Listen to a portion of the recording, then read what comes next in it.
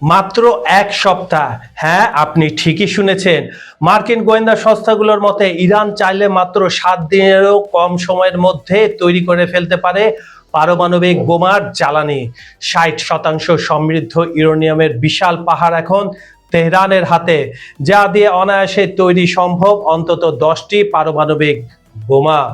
পারমাণবিক বোমা নাম শুনলে চোখের সামনে ভেসে ওঠে হিরোশিমা নাগাসাকির সেই ধ্বংসলীলা। আর এই ধ্বংসাত্মক শক্তির মূলে রয়েছে একটি শব্দ, ইউরেনিয়াম সমৃদ্ধকরণ। ইরান কি সত্যি শান্তিপূর্ণ গবেষণার আড়ালে বোমা বানাচ্ছে, নাকি এটি পশ্চিমা বিশ্বের রাজনৈতিক একটি চাপ, যে ধরনের চাপ তারা আগে ইরাককে দিয়েছিল? তবে কি বিশ্ব এক নতুন পরমাণু যুদ্ধের দ্বার প্রান্তে? কেন ইউরেনিয়াম সমৃদ্ধকরণ নিয়ে কাঁপছে বিশ্ব রাজনীতি, বিজ্ঞান থেকে কূটনীতি? ইরানের পরমাণু রহস্যের পরতে পরতে আজ আমরা চোখ রাখবো।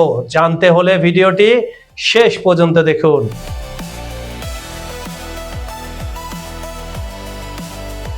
পারমাণবিক আলোচনার মূলে রয়েছে ইউরেনিয়াম সমৃদ্ধকরণ নামক একটি জটিল বৈজ্ঞানিক প্রক্রিয়া। প্রকৃতিতে পাওয়া ইউরেনিয়ামে মূলত দুইটি আইসোটোপ থাকে, ইউরেনিয়াম 238 এবং ইউরেনিয়াম 235। পারমাণবিক বিদ্যুৎ উৎপাদন বা বোমা তৈরির জন্য সবচেয়ে গুরুত্বপূর্ণ উপাদান হলো 235, কিন্তু প্রাকৃতিক ইউরেনিয়ামে এর পরিমাণ থাকে মাত্র 0.7%, যা দিয়ে কোনোভাবে পারমাণবিক বিক্রিয়া শুরু করা সম্ভব নয়। এই কারণে ইউরেনিয়ামকে সমৃদ্ধ করতে হয় প্রক্রিয়ার শুরুতে ইউরেনিয়ামকে গ্যাসে রূপান্তরিত করে সেন্ট্রিফিউজ নামক উচ্চ গতি সম্পন্ন যন্ত্রে ঘোরানো হয়। এই ঘূর্ণয়নের ফলে হালকা 235U কণাগুলোকে ভারী কণা থেকে আলাদা করে এর ঘনত্ব বাড়ানো হয়। খুব জটিল প্রক্রিয়া, তাই না? বিদ্যুৎ উৎপাদন বা গবেষণার জন্য সাধারণত 3 থেকে 5% সমৃদ্ধ ইউরেনিয়াম প্রয়োজন হয়। যখন এই মাত্রাটা 20% বা তার বেশি হয়, তখন একে উচ্চ মাত্রা সমৃদ্ধকরণ বলা হয়। Simple as it is. পারমাণবিক বোমা তৈরির জন্য অন্তত 90% সমৃদ্ধ ইউরেনিয়াম প্রয়োজন। এই স্তরে পৌঁছালে পারমাণবিক চেইন রিঅ্যাকশন নিয়ন্ত্রণের বাইরে চলে গিয়ে প্রলয়ঙ্কারী বিস্ফোরণ ঘটাতে সক্ষম।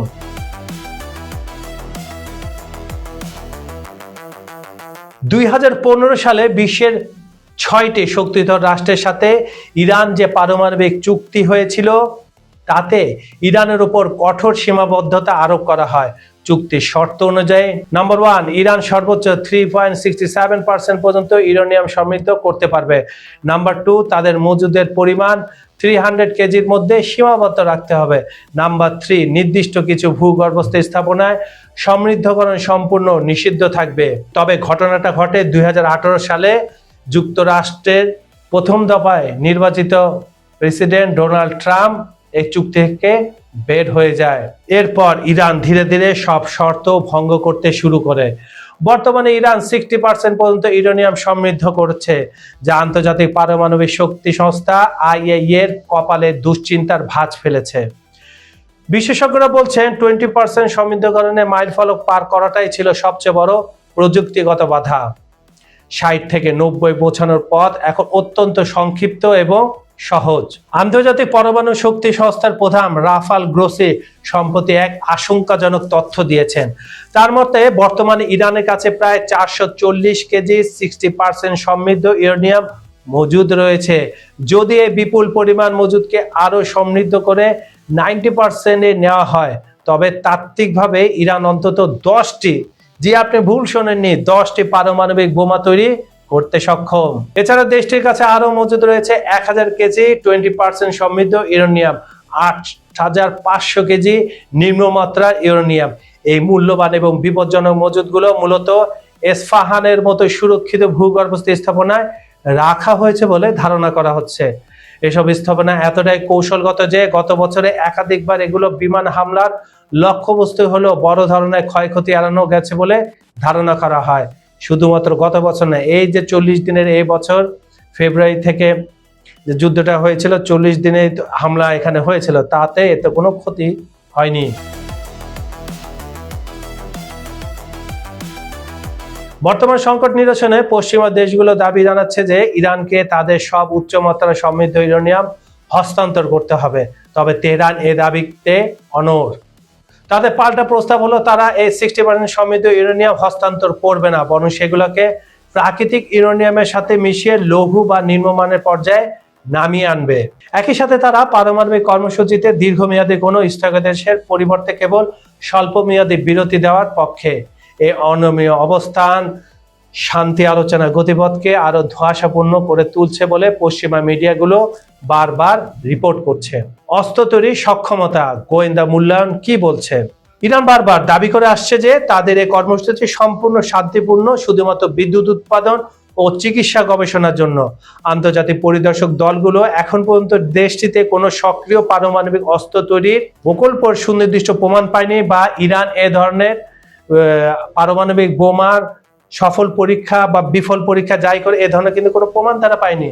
তবে একটি কার্যকর বোমা তৈরির জন্য কেবল ইউরেনিয়াম থাকলেই কিন্তু চলে না, প্রয়োজন হয় ওয়ারহেড ডিজাইন এবং ডেলিভারি সিস্টেমের মতো জটিল প্রযুক্তি, যেটা ক্ষেপণাস্ত্রের মাথায় ওয়ারহেডটা লাগাতে হয়। মার্কিন গোয়েন্দা সংস্থাগুলোর মতে ইরান চাইলে 1 সপ্তাহের কম সময়ের মধ্যে একটি পারমাণবিক ডিভাইসের জন্য প্রয়োজনীয় জ্বালানি উৎপাদন করতে পারে। যদিও তারা এখনই চূড়ান্তভাবে বোমা তৈরির সিদ্ধান্ত নিয়েছে কিনা তার কোনো অকাট্য প্রমাণ নেই, কারণ রুহুল্লাহ খামেনি আর এরপরে আলী আয়াতুল্লাহ খামেনি এরা কিন্তু পারমাণবিক অস্ত্রকে হারাম বলে ফতোয়া জারি করেছে, কিন্তু তারা তো নেই, তারা মারা গেছেন। এখন রয়েছেন মোস্তফা খামেনি, তিনি কিন্তু কট্টরপন্থী। তিনি প্রথম থেকে ক্ষমতা আসার আগে থেকে তিনি বিভিন্ন সময় বলে আসছিলেন যে উত্তর কোরিয়ার মতো ইরানেরও পারমাণবিক অস্ত্র থাকা উচিত। এখন কি হচ্ছে লাস্ট 3 থেকে 4 মাস তা কেউ জানে না। অন্যদিকে ইসরায়েলের দাবি ভিন্ন, তাদের মতে ইরান ইতিমধ্যে অস্ত্র নির্মাণে খুব কাছাকাছি পৌঁছে গেছে, আর এই দোহাই দিয়ে তারা বারবার ইরানে হামলাও করছে।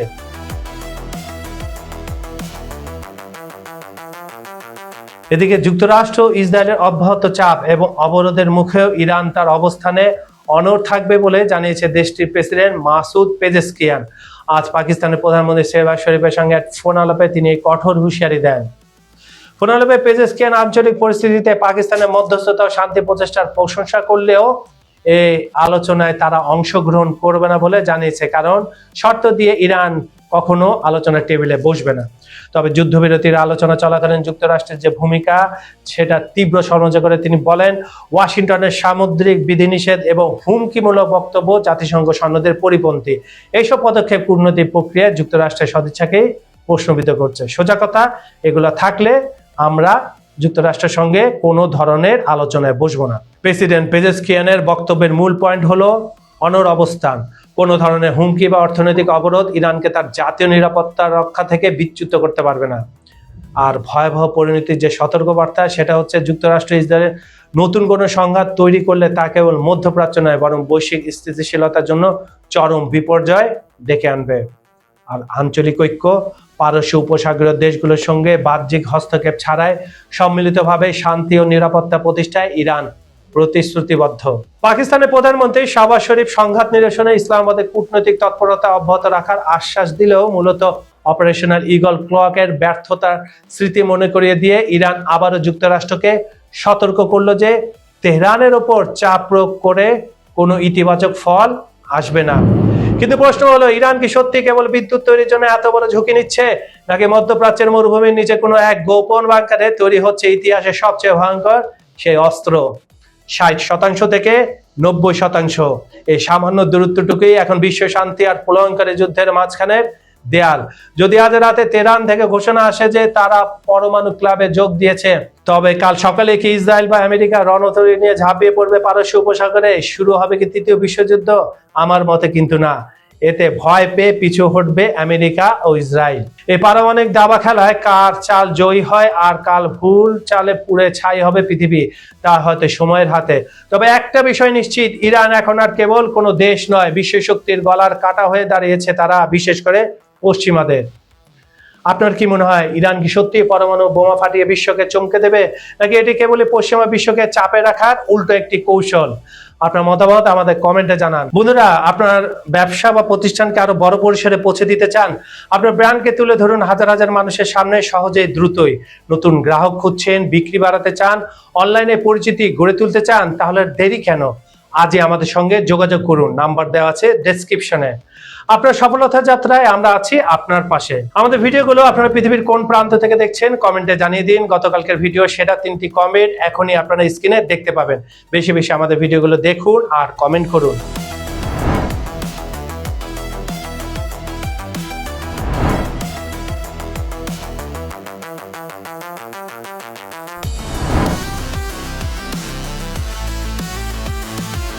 আন্তর্জাতিক রাজনীতির এমন সব হারহিম করা ইনসাইড স্টোরি আর পর্দার আড়ালে খবর সবার আগে পেতে খবর সংযোগ সাবস্ক্রাইব করে বেল আইকনটি এখনই চেপে রাখুন।